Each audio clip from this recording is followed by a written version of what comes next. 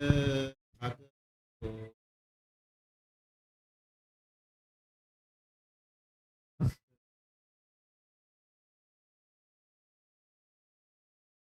fully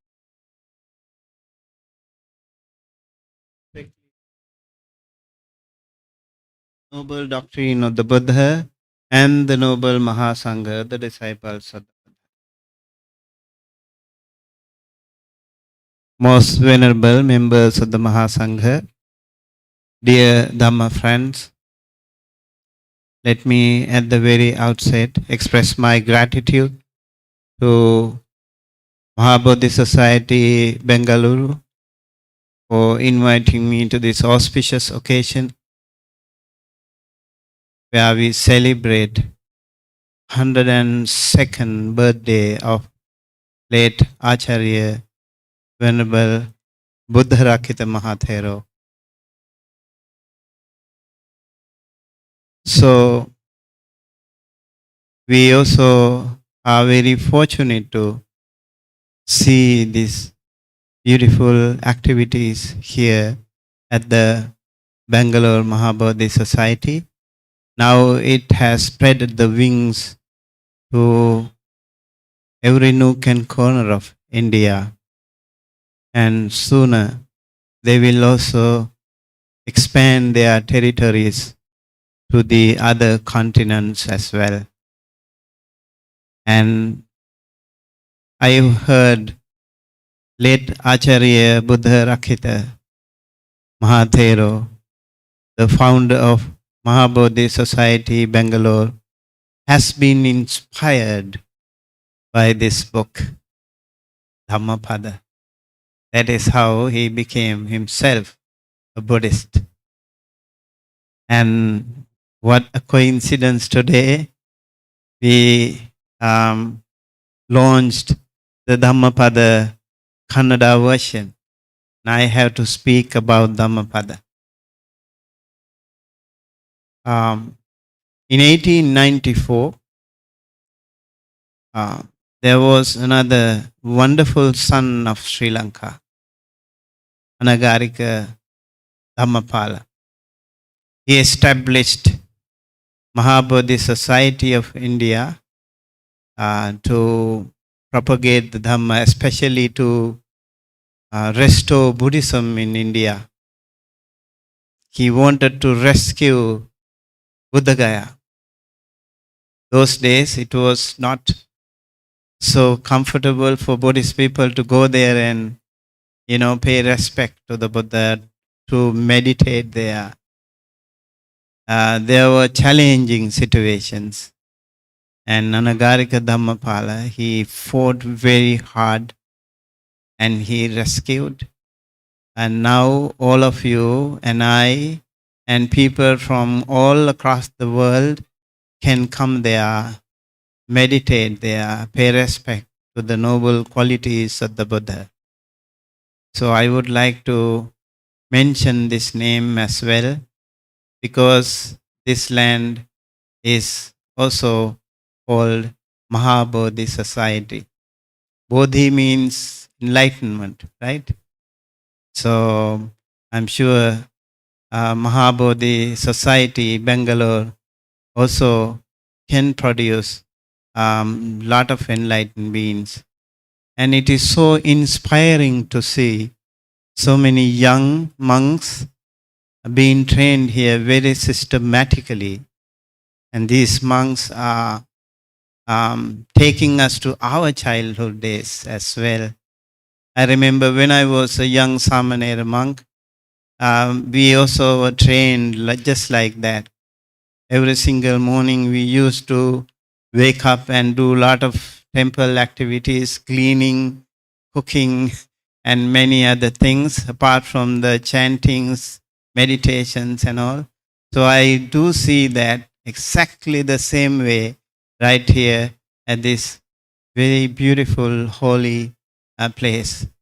And thanks to late Acharya Buddharakita's amazing view, now this place is functioning so very nicely. Just a couple of days ago, we visited Mahabodhi Meditation Center, a beautiful place where I think around 58 people, if I'm not mistaken, can meditate in separate cells, separate kutis.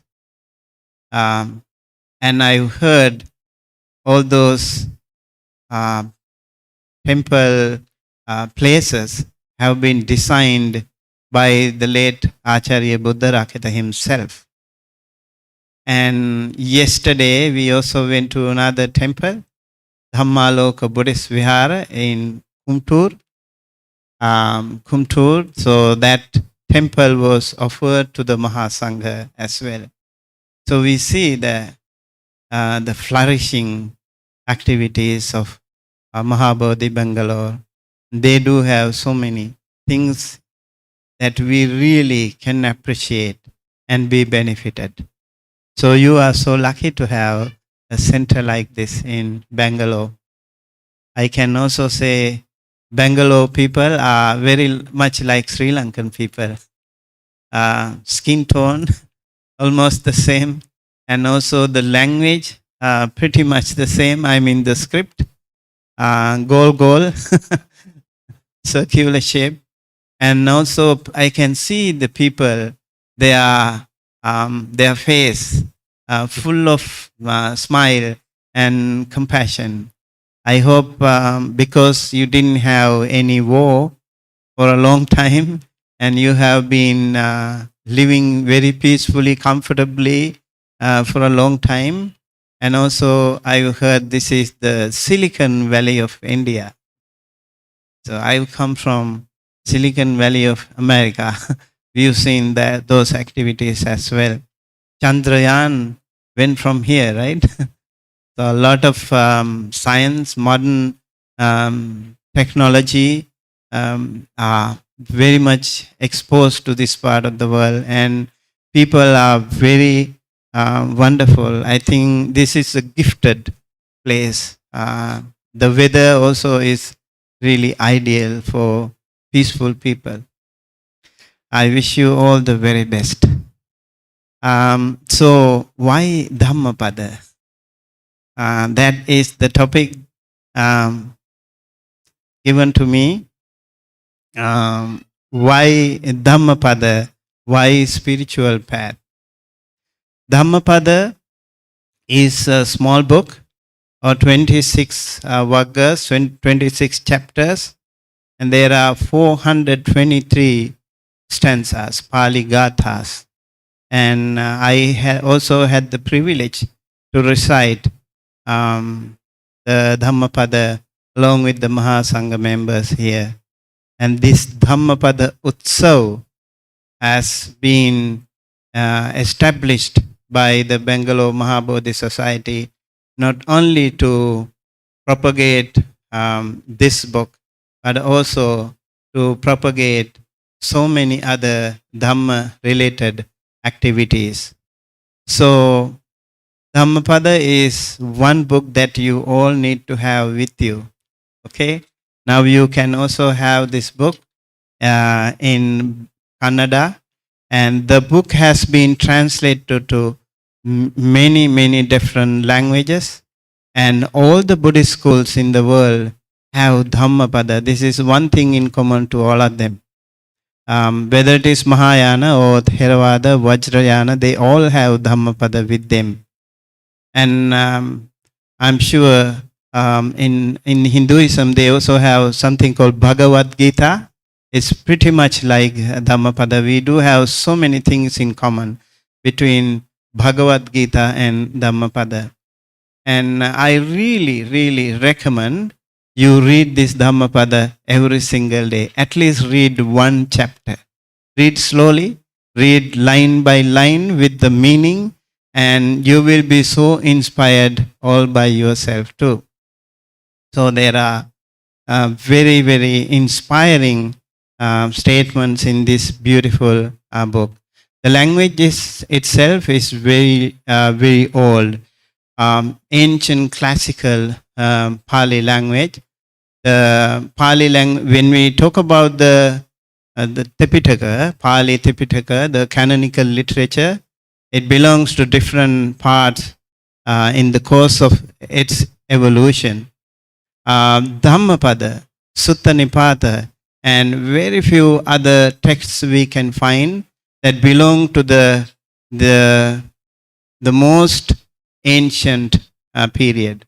The Dhammapada in that way is really an important text of Buddhism. So, Dhammapada, we have chapters. The first chapter is called Yamakavagga, the payas. You can see many different payas in Dhammapada.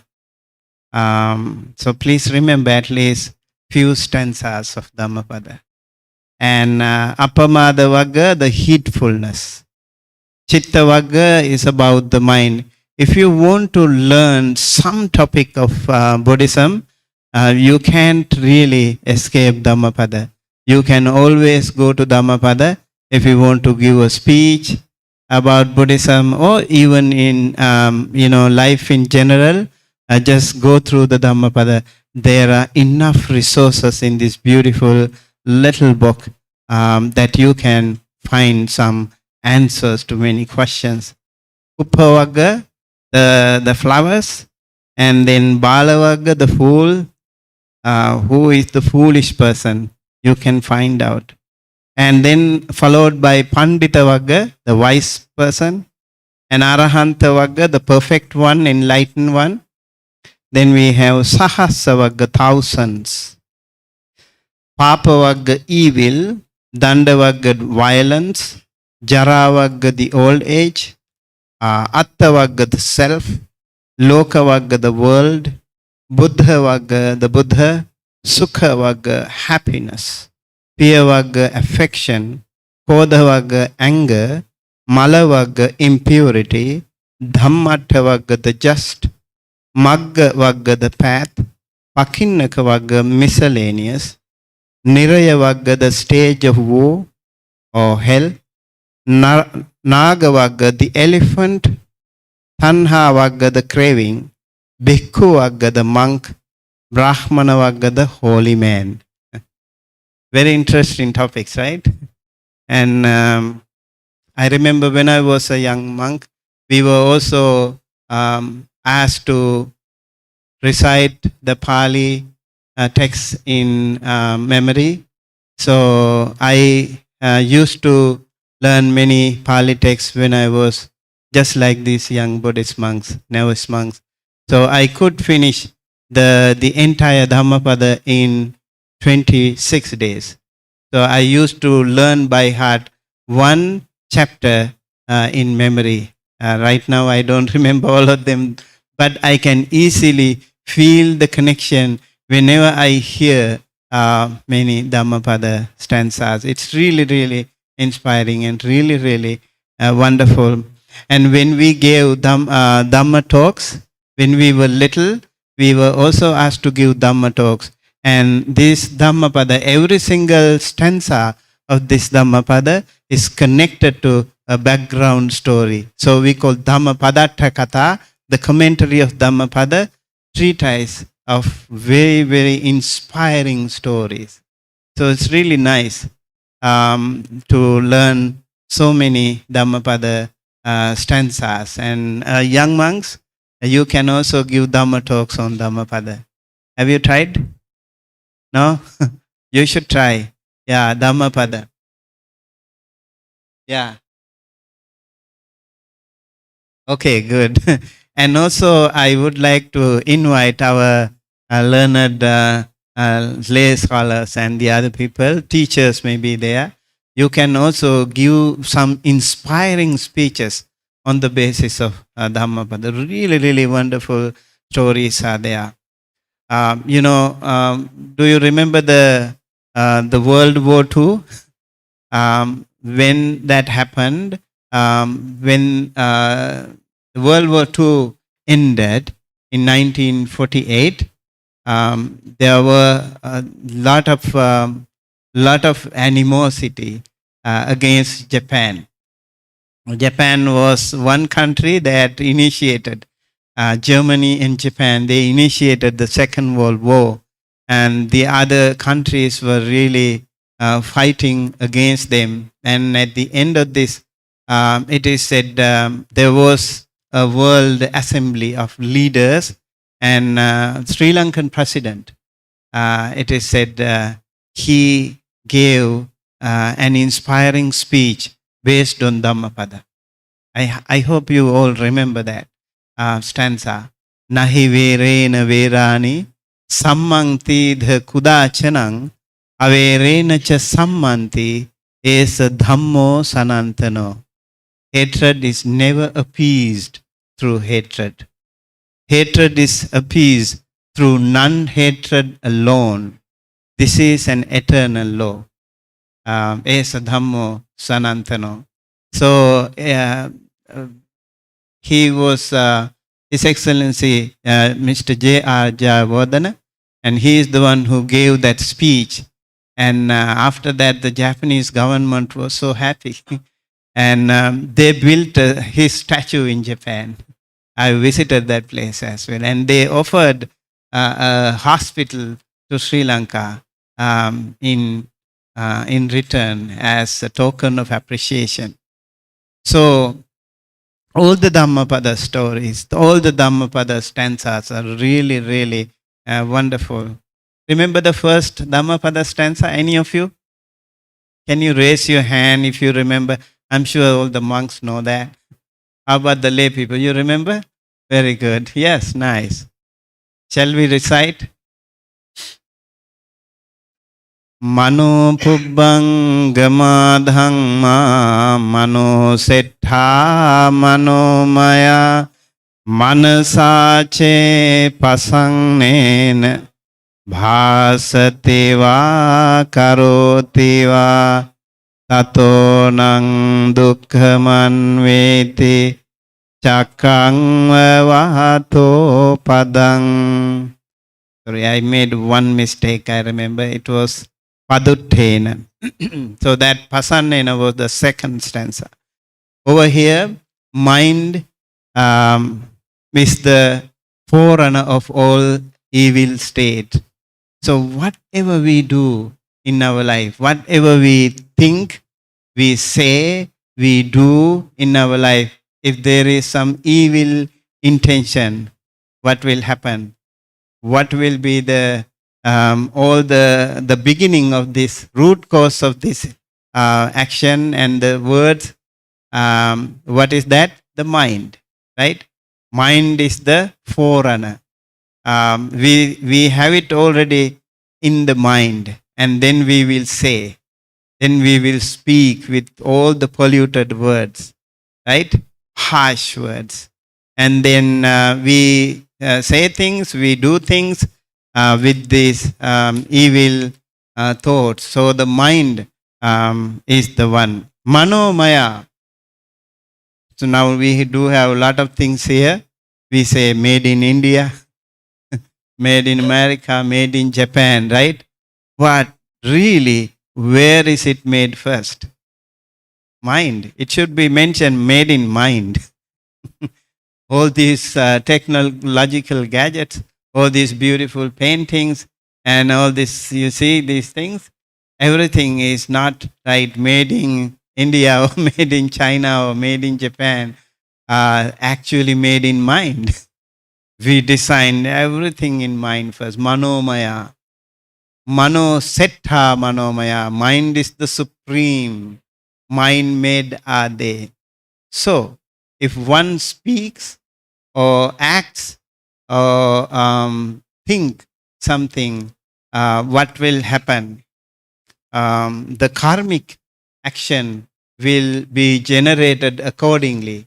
That whatever you do, if you do something good, the good will follow you. If you do something bad, the bad will follow you. There is a beautiful simile as well. Chakkang vahato padang. Just as the drought, the ox, the ox is followed by the wheel of the cart. Right? Wherever the ox goes, the cart also follows. Wheel of the cart also follows.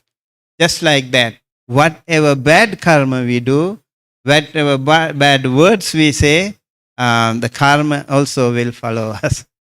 So it's really nice. And the other one, if you do something good, the second stanza say, because it is in pairs.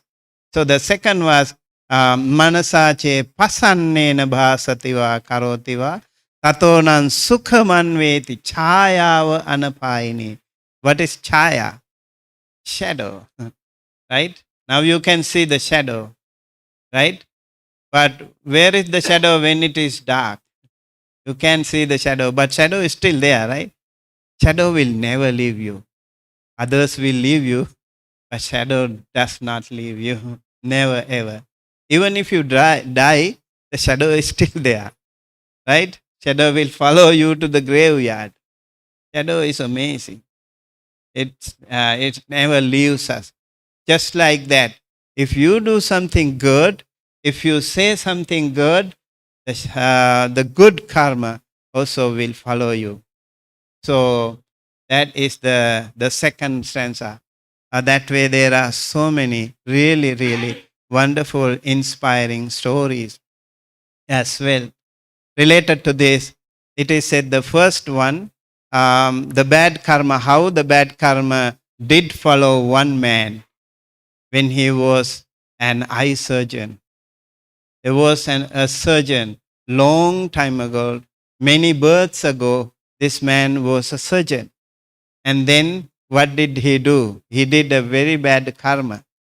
When one poor lady came to him,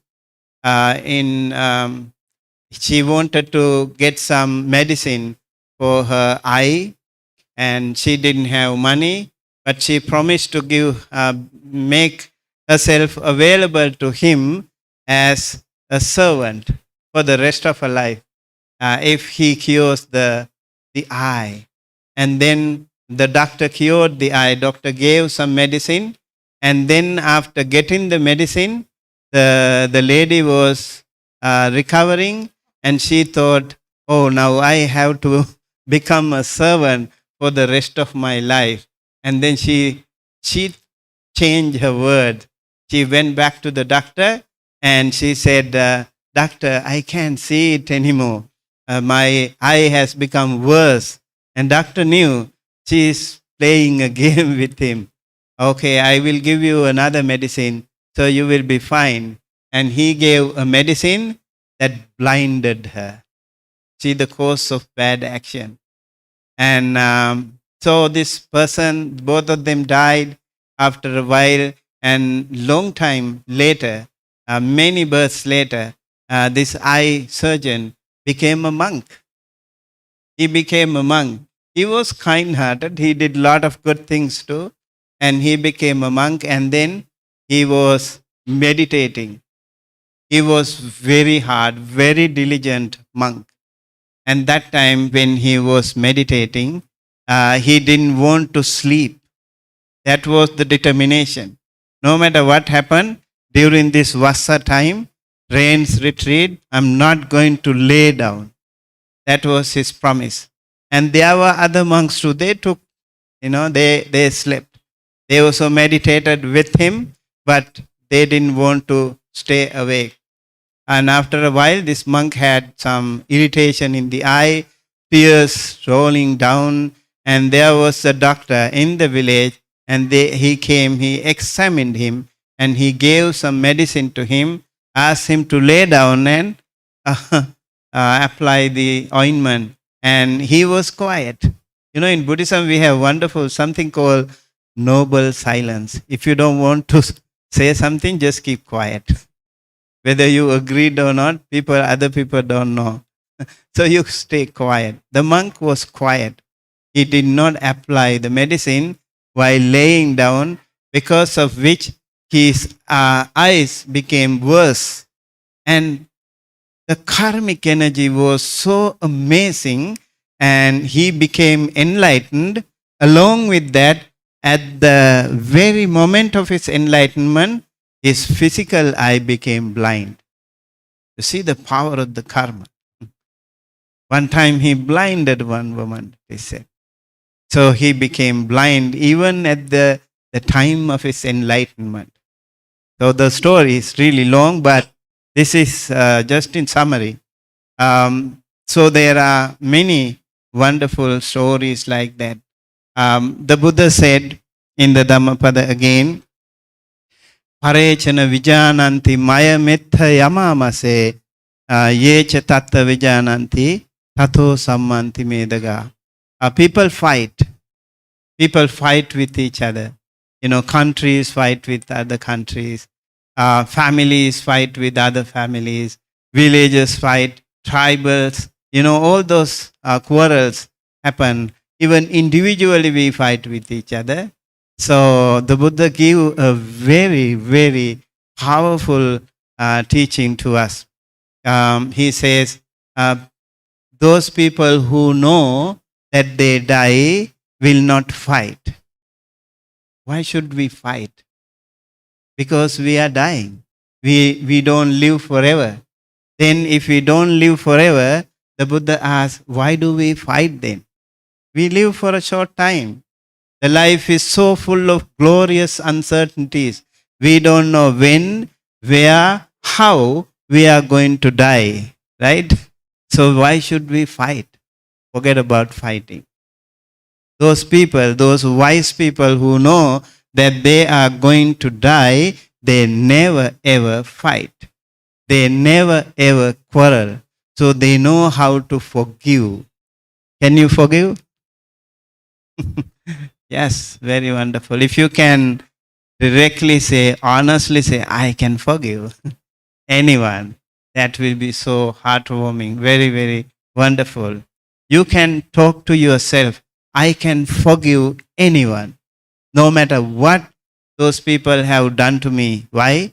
Because I'm not going to live forever. Why do we have enemies in our life? We should not have enemies in our life. Never. Because enemies can harm you in so many different ways. They can spread gossip about you, all the wrong stories they can generate, right? So, better not to have enemies around you. And it's okay, even if they say something bad, you just try to, find peace within you. It's okay, it's not my karma, right? If something is saying bad about me, who is generating the bad karma, you or the other person? The other person, right? But what happens if you try to react to that? Who will start doing the bad karma? You also. The moment you react to that, you will also be the owner of another bad karma. So you need to think, one skeleton said something to another skeleton. Okay, I am a skeleton. Literally, I am a skeleton. And then the other skeleton said something to me badly, and it's okay. I'm not going to live forever. So I can forgive. And that is how we maintain our inner peace. And if you can maintain your inner peace, you can also never get angry. Can you not get angry? No. It's hard. It's hard, but you can if you try. You have to be mindful, you have to work hard, and please do it. Try it. Try it from today, one whole week. You are not going to get angry, even with your children, with your husband, with your wife. You're not going to get angry. Try that. And it will work. The magic will work within you because your system will be so pure when you do that. Your brain waves will function smoothly if you do that. And your heartbeat will be very healthy. Your nervous system functions smoothly. And your face will start to, illuminate more. Your aura will be, visible to others when you don't get angry. So don't get angry. You don't need makeup anymore.